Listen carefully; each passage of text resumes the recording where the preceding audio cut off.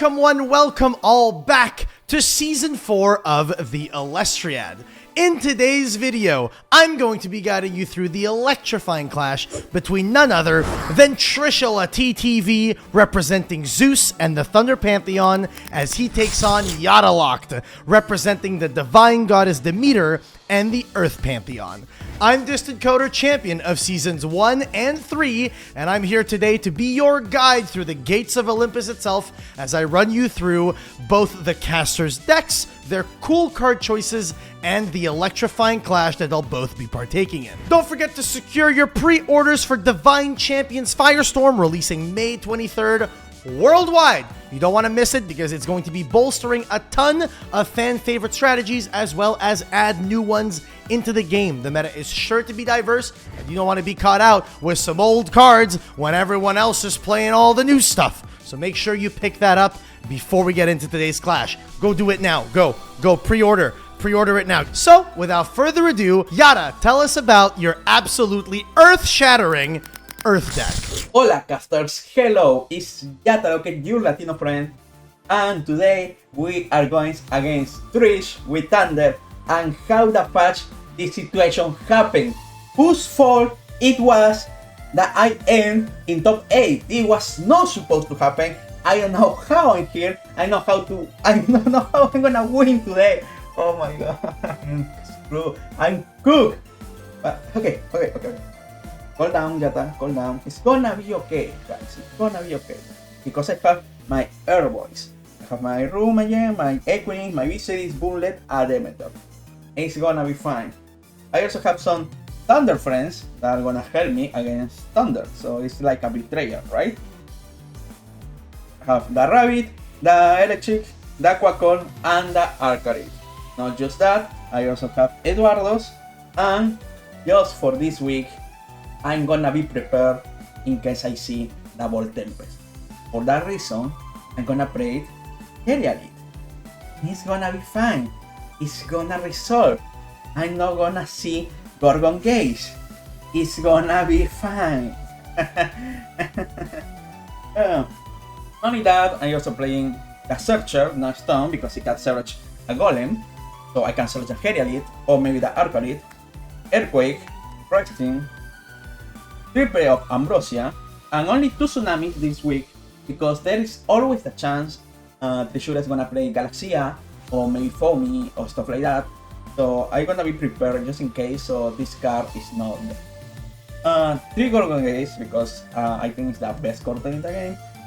2 PTAs, because it's not that good going second, I guess. 2 Shields, and 2 Argos, with the 2 targets. These are gonna be really cool with the Elestriad. With the Elestriad, there we go. Because you know, Elestriad can be only normal casted if there is an artifact on the field. So I kinda need Argo. It's gonna be fine. As for the Spirit deck, we have our classic 11 Toratras, 5 Zapdos because I need for Thunder, 2 Solas because of the Elestriad, and 2 Water because of Eddy and Tsunami. It's kinda, but it's gonna work. Yes, I'm sure. As for the side deck, have the tier copy of Shirakais and the tier copy of Poison Tip Arrow, 2 Forest just in case there is an Olympus, 2 Thunderstorm, so I can get rid of the Zeus, and then I can get rid of the World Tempest. And it's gonna happen. Probably. Cryobrass and the Frost Spirit, 2 Spectalis and the Aurum, and just in case, you know, the Whale, Galaxy. This is my side deck, that was my main deck, my spirit deck, and now I'm just gonna pray to Demeter and see if I can go to top 4, because that will be a victory for Earth Pantheon and a victory for Latam. So, wish me luck, deseenme suerte, bye.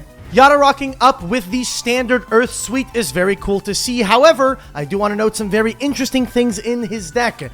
He's not only playing Arcalith, but also 2 copies of Heliolith that he can search with no stone unturned. A very unique tech that lets him utilize those Earth Spirits from his Spirit deck in order to diversify the toolbox of cards that he can use to cook with. Now, how will Trish counter this strategy? I have a feeling I know how he's going to do it. Let's see if I'm right.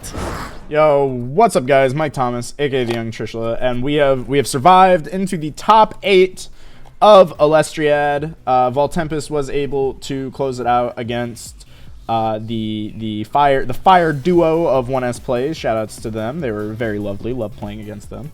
But now I'm free. I'm released into the wilds, and I'm playing against a very scary opponent in Yataloked. Yata and I have played many times over the years in these kind of invitational type events, not for Elestrals necessarily, but for other games. And we are currently tied up in games against each other, so this is kind of a fun little tiebreaker match for us. But I've decided that I need to take Yata pretty seriously. You know, we're in top 8. I played against him before. I know he's a solid player, and he's also playing Earth, which is probably one of the scariest decks in Elestriad format right now. So I figure, what's the best way to beat Earth but to play Earth myself? I got my 3 Astrabbit, of course, as well as my Elechick. These are obviously, you know, in every deck. We've got our 2 Quackle. They haven't done badly so far, so they stay in. They haven't been cut yet. And then we've got our very expensive and pretty Earth Engine. We've got the Stellar Lynx, the Stellar Visceri, and the Stellar Kickstarter Rummagem, as well as the Hollow Mudlet. Not the reverse Stellar. I'm not cracked, but he's still pretty. He's happy. I've got the 3 Galaxy as well. Galaxy, I mean, you guys know I love this card so much. So much. So he's a really good beater. So great to be here. And you know, I know Earth is liable to play Argo. So I want a guy that is a good beater into both Tsunami and who I can emergency activate a Tsunami underneath. So just in case I get Argoed, I can, you know, combo that with Tsunami to play around it. And then I have the 3 Eddies as well, because he's Eddie and he's a good boy. For our runes, we have our 3 Ambrosia, our 2 Zeus, 2 Cryoblast, not 3. This is kind of a last minute include for me because I know that Yata has been pretty fond of the Werepup stuff that has been pretty popular, and I know that I've been playing a lot of the Werepup stuff and a lot of my team has been playing it, so I think that there's a chance that he might just try to hit me with a kind of standard meta mirror. So I want this just in case I see Werepups, but otherwise I'm probably taking it out. And then obviously we have our Earthquake, and then to finish off our runes we have the 2 targets for Argo. We have the 1 Scythe and 1 Necklace. Obviously, since I'm playing Earth and I do not run Demeter, I need to find Nexus Banks, so hopefully these can set up a Lynx for me somewhere in the match. And then for the rest of the runes, they're all pretty standard.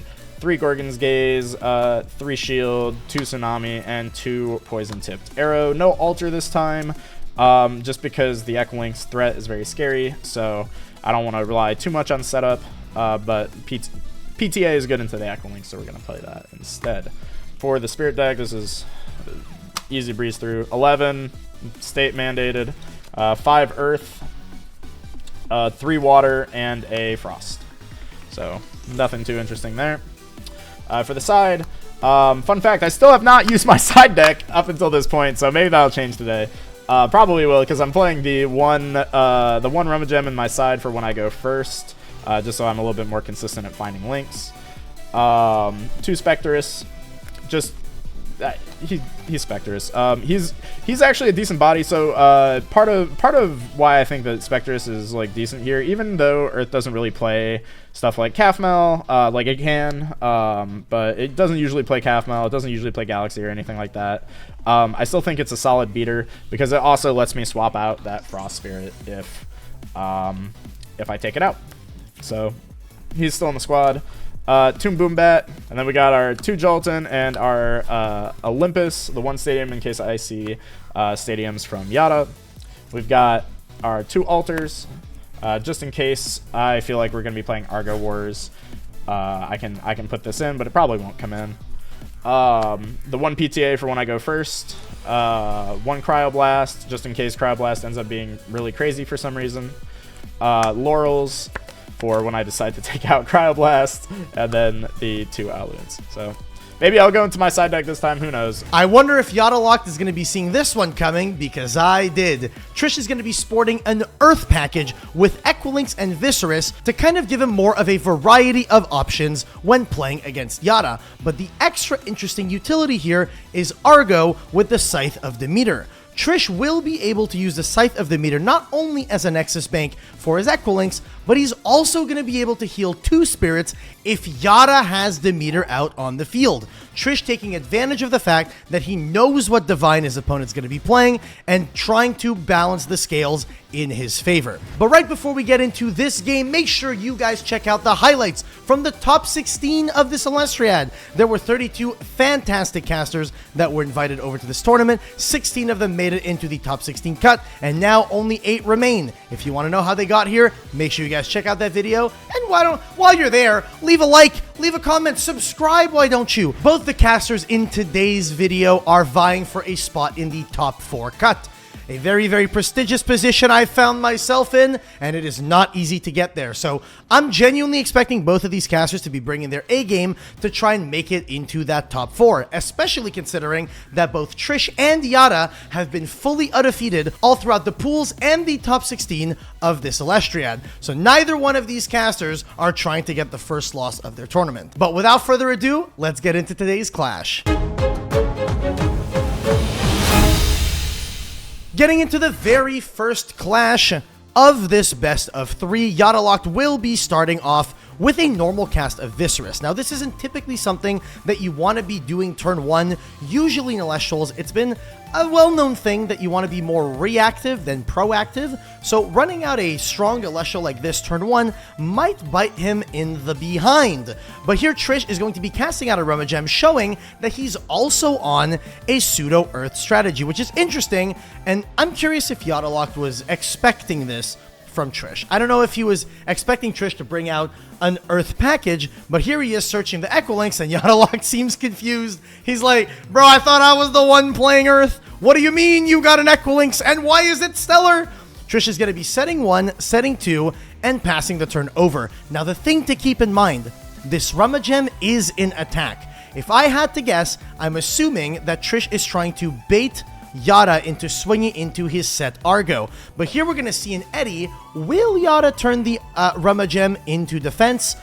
I don't know if he activated the effect just yet. He did. And Trish is going to be responding with a poison-tipped arrow, changing the Eddie's attack to a 2, so the Eddie is not able to walk over this Rummagem. Here, Yata's going to swing with the Vis, and are we seeing an Argo? We are. There's going to be an Argo, and this is going to represent 2 things for Trish. He's going to be able to activate a Scythe of Demeter. Looks like it came from the hand, unfortunately. It'll leave the Rummagem on the field alive, but this will also make it so that the Equilinx that Trish searched last turn is going to be live and able to Nexus Spirits off of that Scythe of Demeter. So here we're going to see the Equilinx comes down. Obviously, Yata's Eddie is in the grave because it was sent there due to the effect of the poison-tipped arrow. And Yata is going to be on cast, casting the poison-tipped arrow, the perfect counter to this Equilinx. Does Trish have a way to deal with this Vis? He needs a Zeus or he needs a Cryoblast if he's going to be able to deal with it. And there's the Zeus. As expected, this is going to be able to reduce the attack of the Viserys down from a 4 to a 1, and then because of the Vis effect, it'll be up to a 2, so the Rummagem will be able to crash. Actually, it'll be stronger, and it'll be able to attack over due to this Scythe of Demeter. Now, does Trish have any back row? Because if he doesn't have any, it puts him in a pretty precarious situation, and it looks like he doesn't have any back row to deal with any potential onslaught that Yata might have on the following turn. Here, Yata expends the 1 to destroy the Equilinx, leaving Trish with only a 4-attack Rummagem on the field.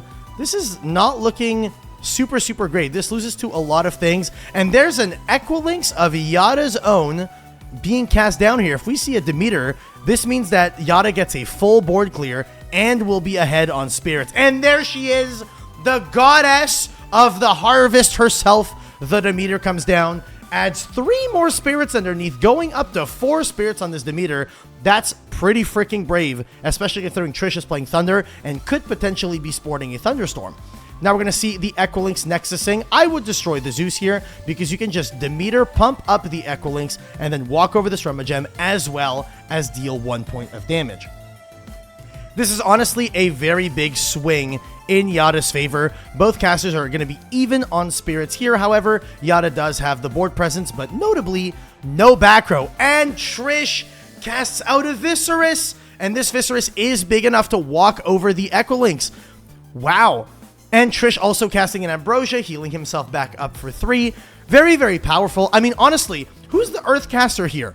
Is Yata the one playing Earth? Or is Trish just showing him up and going, hey, I can do what you can do, but I can do it better?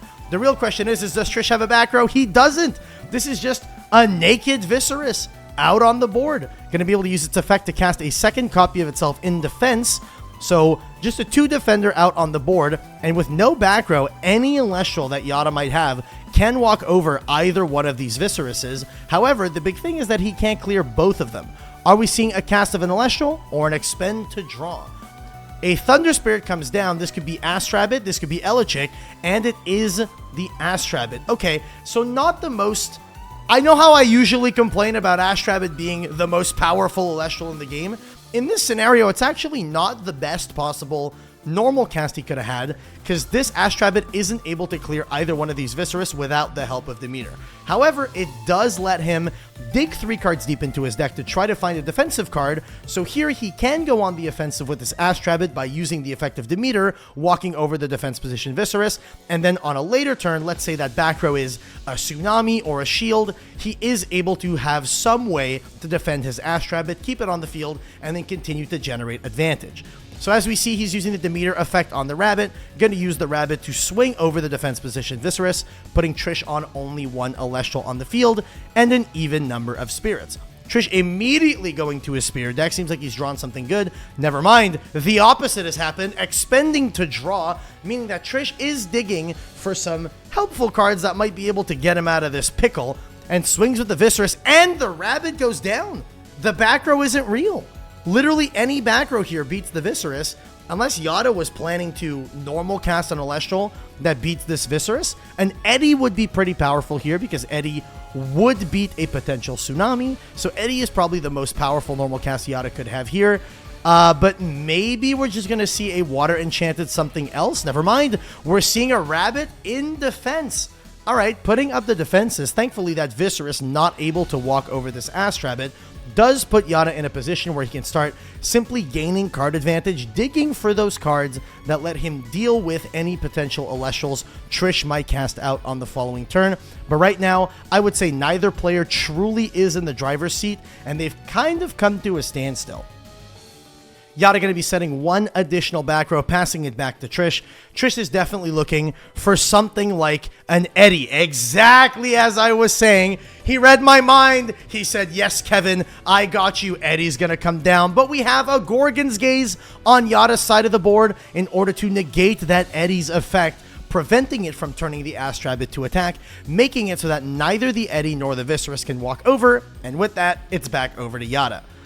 So Yata is still a little bit more in the driver's seat, but he needs to start applying pressure. If he's going to start re-enchanting this Astrabbit or maybe casting out another defensive Elestral, we're not going to see a whole lot happening. And the Scythe of Demeter being cast on the Astrabbit, are we going to be casting out...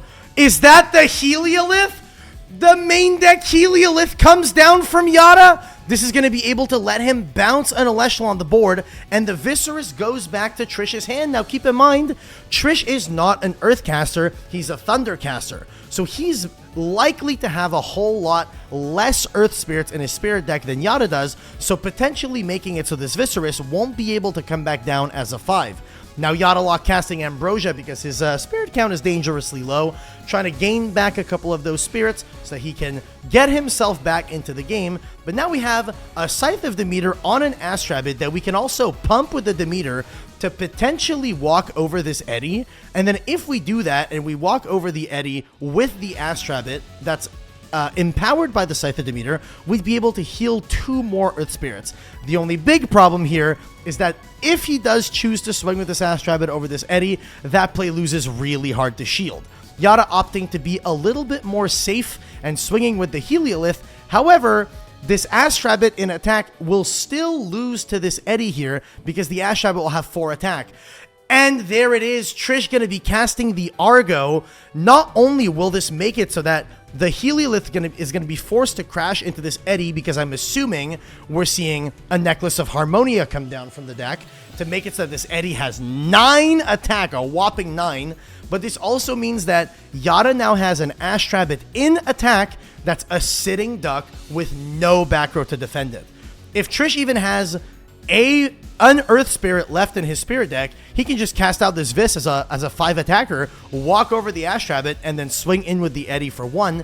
The only big thing to keep in mind is Trish really needs to remove this necklace, and that Ambrosia is going to let him do just that. Casting off of the Necklace of Harmonia, removing it from the field, getting it off the Eddy, and making it so that it's off the field, won't be burning Trish for 2 points of damage in the end phase of this turn. Very heads up play from Trish, and then more than likely going to have that Earth Spirit back in his Spirit deck, allowing him to cast out this Viscerus, and this is just clean up. It's just time to clean up, and a back row.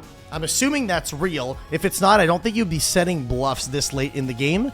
So here, Yata losing not only the Scythe, but also the Rabbit, and putting himself -1 in Spirit advantage here. So he's going to be on 3 Spirits to Trish's 5, and needs something really good to get him back into this game. I don't think there's a single Elestral here that deals with this Viscerus and then also doesn't allow the Eddy to deal on the crackback, with the exception of maybe the Arcalith. Wow, that is a crazy top deck. Arcalith not only going to be coming down with 2 spirits, but going to be able to re-enchant 3 more to the field, making it so that Yata is representing multiple things here. This Arcalith is essentially a pseudo heal card, because now Yata can use the spirits that he's re-enchanted to his Arcalith and his Demeter to cast invoke runes and counter runes, but this Arcalith is also representing a lot of damage. Here Trish is going to be taking 2 damage, since that Arcalith, I believe, has 3 spirits underneath it, which is going to be putting Trish on the back foot. Trish does need to draw something that can deal with this Arcalith this turn, otherwise it might just be lights out. Trish is looking, says, oh, how many spirits you got? You only got 1 of them things in there, but you got like 6 or 7 spirits on the board. It's a lot of spirits to be dealing with. Trish going to be expending to draw, probably digging for like an Earthquake or a Resting on Your Laurels, maybe a Shield of Achilles. Unfortunately, wouldn't be able to cast the Shield of Achilles on this Arcalith. I mean, he could, but he would drop his spirit count down to 0 and ultimately losing the game in that position. Yata not going to be able to cast another Elestral, swinging with the Arcalith, buying Trish 1 additional turn. Does Trish find the out? Looks at his spirit deck. The only outs here are Resting on Your Laurels, Earthquake, and Trish, I believe, only has 1, maybe 2 cards in his hand. So definitely in a bad position. Casts the Galaxy in defense, once again trying to buy himself an additional turn. This is smart. I'm going to be honest. You really shouldn't be conceding a game until you've truly lost that game. In this position, Trish is going to just say, you know what, screw it. I'm just going to go as long as I can. And there comes an Ambrosia casting off the Arcalith. Going to be healing Yata even more, solidifying Yata in a really, really solid position here. The Arcalith, dude, that honestly, that Arcalith Heliolith combo really, really worked out for him. Bouncing that Vis, putting Trish back 1 piece of tempo, and then now the Arcalith essentially pseudo-healing him and letting him cast even more cards, such as this Ambrosia, really, really put Yata in a favorable position. And now Yata can even expend to draw without needing to worry. Realistically, if Yata just draws an Elestral at any point in the next coming turns, he just wins almost instantly, because all he needs to do is swing in for 1 point of damage. Trish, looking at his spirit deck, drops the Astrabbit. This is a last-ditch effort. Are we seeing an Astrabbit into Ambrosia? This would allow him to maybe Ambrosia off the Astrabbit, expend to draw, dig for a Resting, and he doesn't find it. Trish going to be conceding, and Yataloked taking a pretty decisive game 1, showing that, you know, the tech of the Heliolith and the Arcalith really, really putting in a lot of work. I can't wait to see if it works out for him for later games, so let's get into game 2. All right, getting into game 2, Trish with the loss, game 1, going to be able to go first in this second clash, and starts off with the newly limited, well, not so newly, but kind of newly limited, Elestriad, which is a very, very powerful turn 1 cast. Getting him the Zeus early is going to be very powerful because this basically tells Yata, hey, any guy you put out on the board, I'm going to be able to walk over it. Setting the 1 back row, doesn't want to overextend. Also, setting 1 back row is very correct into the Earth deck because you don't want to get caught out by an Equilynx that gets to pop 1 card and then clears the other card.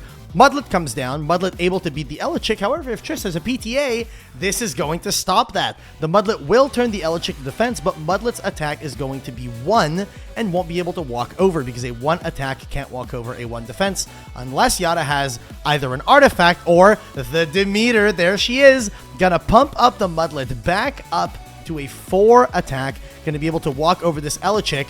And basically, this Mudlet has, taken a favorable trade against this Elechick and the PTA. This is a pretty advantageous position for Yata because he did get a pretty solid 1-for-2 trade, and now Trish going to be casting out this Astrabbit in attack position, which probably means that he has some form of defensive card. And I think with the Zeus that he added on the previous turn, there's a very real world we see a Zeus be activated here and a set Altar of Stars coming down, which would be really, really powerful to keep the Astrabbit, from being destroyed on a later turn and gonna let it re-trigger. Are we seeing a Zeus? We are not. I think this is a good call. Even if he had the Altar of Stars, there's a very real world where you don't want to run out that Zeus early because, again, Yata playing the Earth deck always has the potential of threatening an Equilynx coming down, gonna go after some back row. We got the Rummagem, so this is not the Equilynx, but it's the next best thing because this Rummagem more than likely is going to be able to add the Equilynx. There it is, which means that on a later turn, as soon as the next turn, Yata could genuinely just run down that Equilynx and start running down Trish's back row. And even here, you don't even feel like this is a bad trade for Yata. Trade that Rummagem for that Astrabbit. The only thing that was a little bit scary there is maybe if you were swinging into like an Argo or something like that, but Trish did not have it. Runs out the Galaxy, basically playing a basic 5 strategy here, saying, hey, I'm going to run out a big guy. You got to walk over it if you want to win this game. Yata could run out the Equilynx here, go after that back row, but then would lose pretty badly to something like a Gorgon's Gaze, or even a Tsunami would be pretty powerful if Trish had that set in his back row. However, if that back row is something like a Shield or an Argo, this Equilynx really, really punishes that play. Let's see what Trish has in the back row. It was a bluff set Zeus. Trish does not have any back row. He bluff set a Zeus. Here, Yata can just Demeter pump the Equilynx. Heck, if you're Yata and you opened the Scythe of Demeter, you can probably just run out that Scythe of Demeter on the Equilynx and start healing back some spirits. Trish has no defensive cards, no cards in the back row to prevent this from going through. So Yata is going to be contemplating the back row, decides not to use the Demeter to buff, and instead attacks with the Equilynx and uses the Gorgon's Gaze to reduce the... Oh, wow, this is powerful. Resting on your laurels, outs the 2-Spirit Equilynx.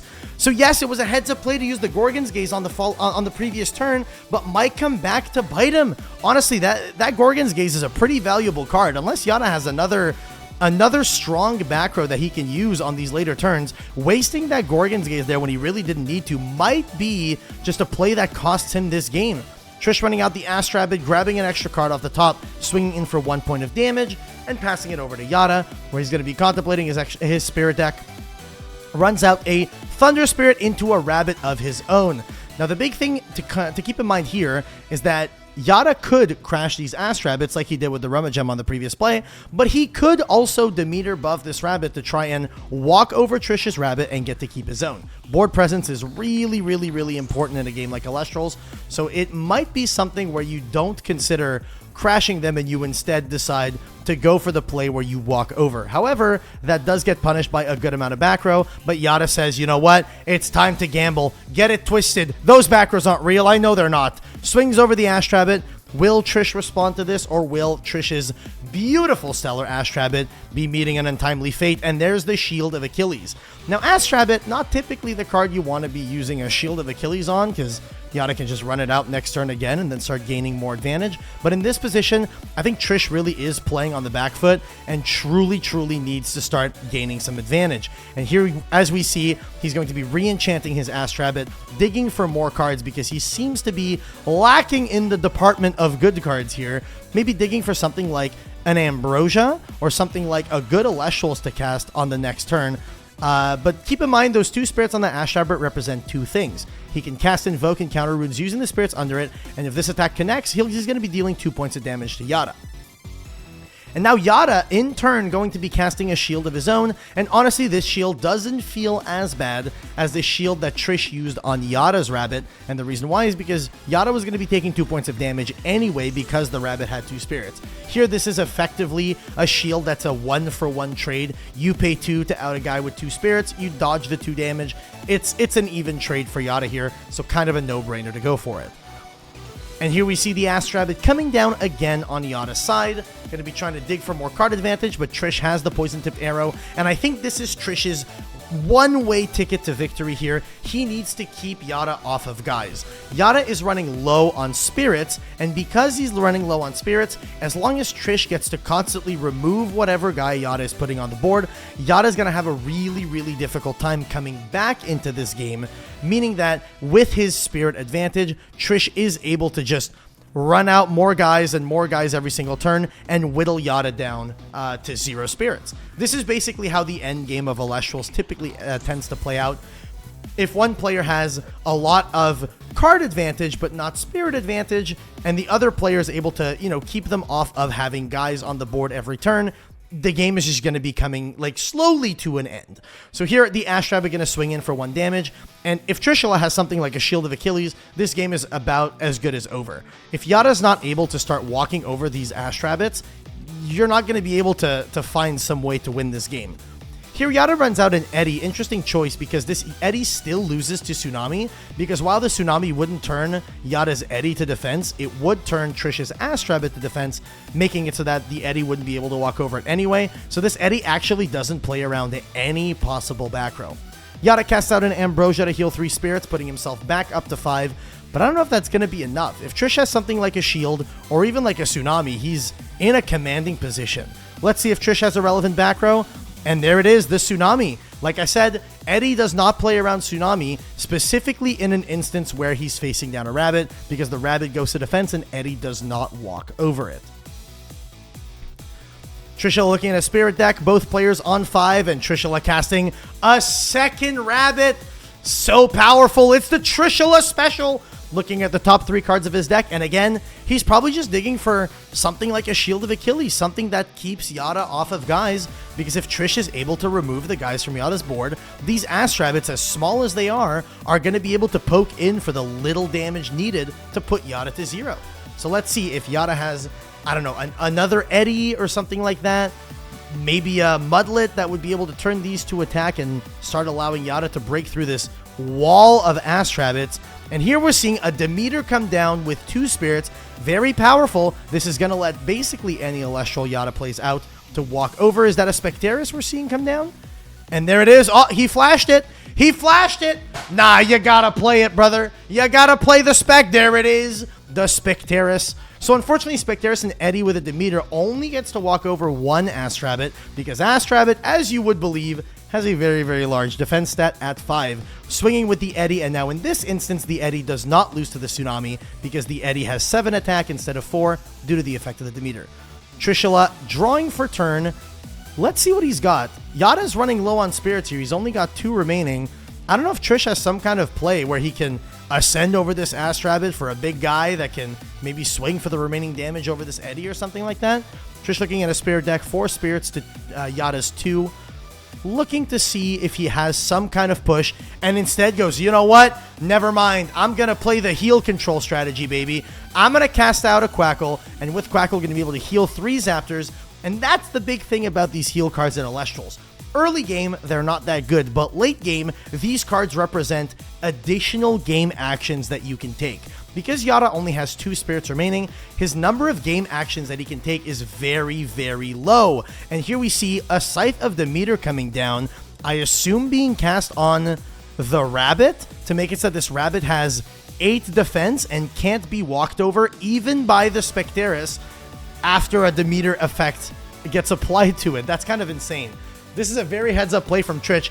He's truly just understanding that his win condition in this game isn't to make a big push, but is actually to allow Yata to continue playing so that he whittles down his spirits. He's basically just playing the heal control strategy. Yata takes a minute to think, looking at his hand, going, do I have an out to this? I don't know if I have an out to this. Activates the Demeter. We're going to be pumping up the Eddy. More than likely, this Eddy is just going to be, I assume, attacking over this Quackle. I don't know why we chose to pump it up if it's not able to walk over this rabbit. Unless I'm being a goober and this Scythe is attached to the Quackle, but let's see. We got a resting on your laurels. We are reducing our spirit count down, and we'll be able to use the resting to remove the Elestral that is empowered by the Scythe of Demeter, removing not only that Elestral, but also the Scythe. Is Trish going to be making some kind of defensive play? We're seeing a Gorgon's Gaze be cast off of the 2 spirits on the Scythe of Demeter.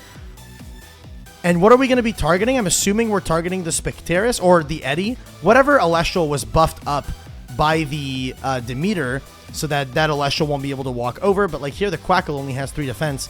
And Yata is going to be running out another Astrabbit, putting him to 0 spirits. He wants to see 1 card and 1 card only off the top of his deck.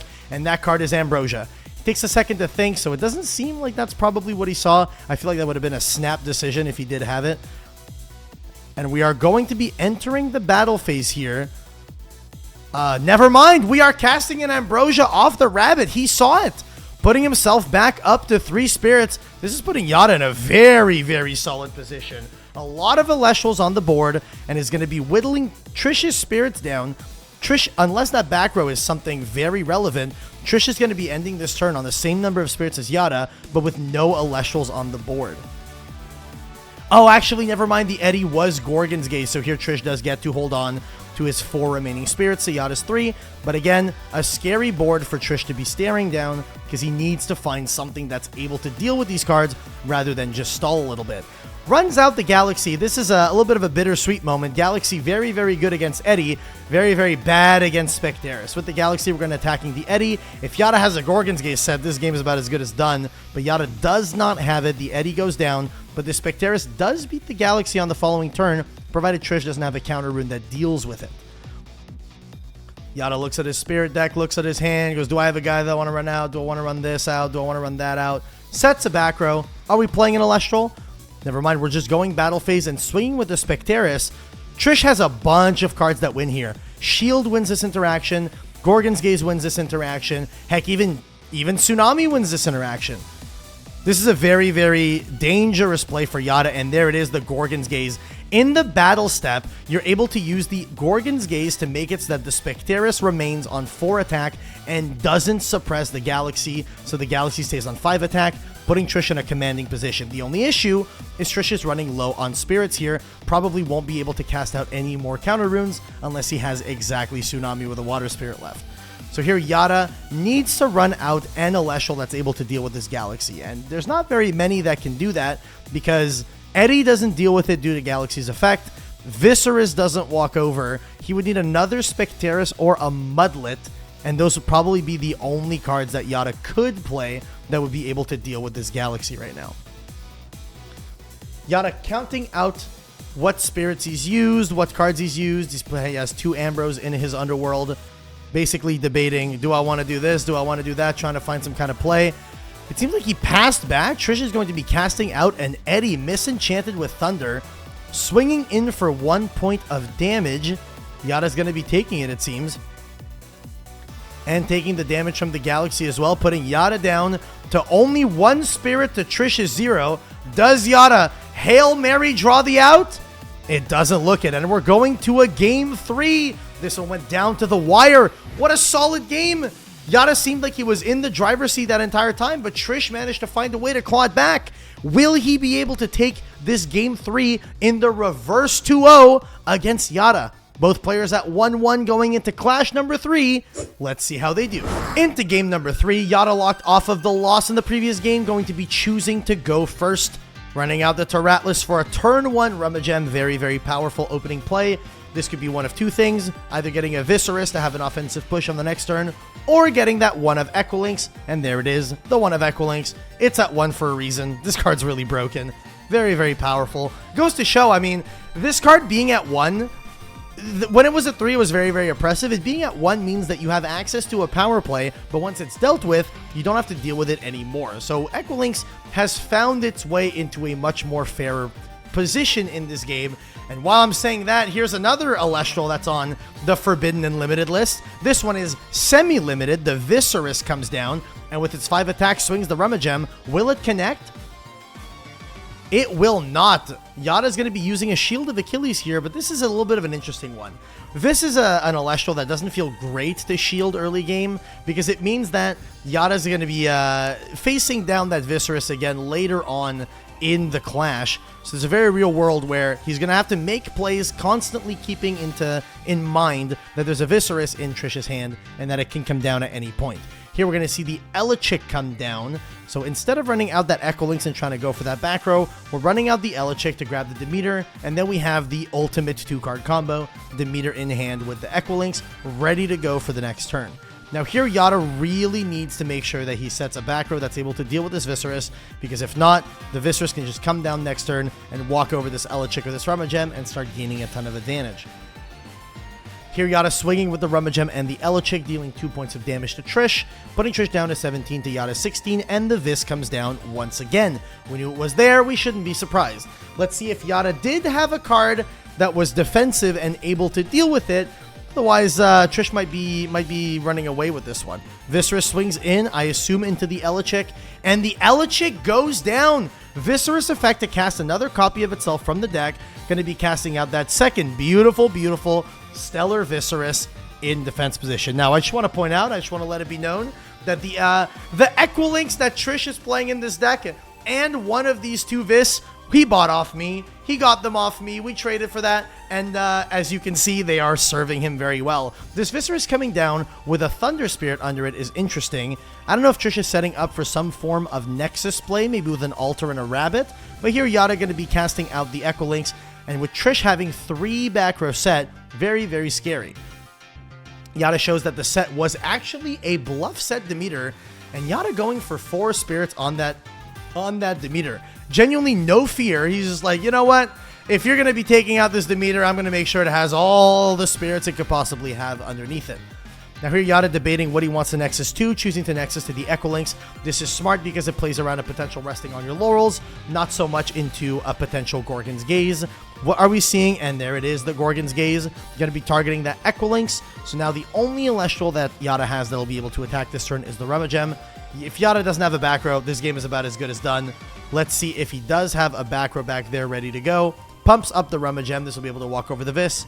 Setting a back row. No back row. This Equilinx is just dead next turn. This Equilinx is just going to be destroyed next turn. Unless Yata is crashing this Rummagem with the attack position Vis. Because now the defense position Vis, it only has 4 attack, but Argo gets activated on Trish's side. I guess this is going to determine which of these Vis he chose to attack. If he chose to attack the attack position one, then Trish is going to be able to make the really cool play of casting out the Scythe of Demeter and then healing some damage here. Scythe of Demeter comes down. I'm assuming it probably was an attack on the defense position Vis, though. And now the defense position Vis is going to be a 6/5. Enormous. Very, very huge. And now the whole board's about to get cleared. We're about to not only see the whole board get cleared, Trish will be able to heal too, due to Yata controlling a Demeter. Yeah, Trish is just running away with this game. The Ass Rabbit coming down, looking at the top 3, generating more card advantage. He's going to be able to find all the back row he could possibly want.